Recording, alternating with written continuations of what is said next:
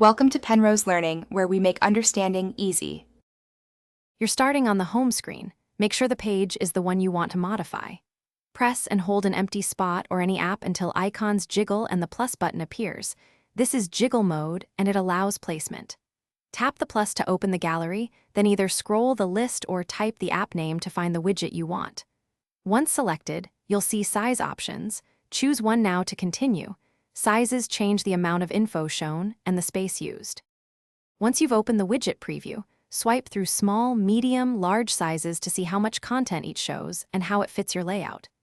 Tap Add Widget to drop it onto the screen, then drag the widget to the exact spot you want. iPhone snaps to a grid so alignment stays neat. If you want a stack, drag one widget on top of another. When the arrangement looks right, press Done or tap an empty area to exit jiggle mode and save your changes. After placement, configure the widget if it supports settings by long pressing and choosing Edit Widget. This customizes data and refresh intervals, which affects battery and content.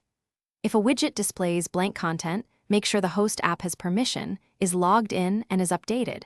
Once done, force close and reopen the app or restart your iPhone to refresh services. If problems persist, remove the widget and reinstall the app. This clears cached errors and often resolves stubborn issues.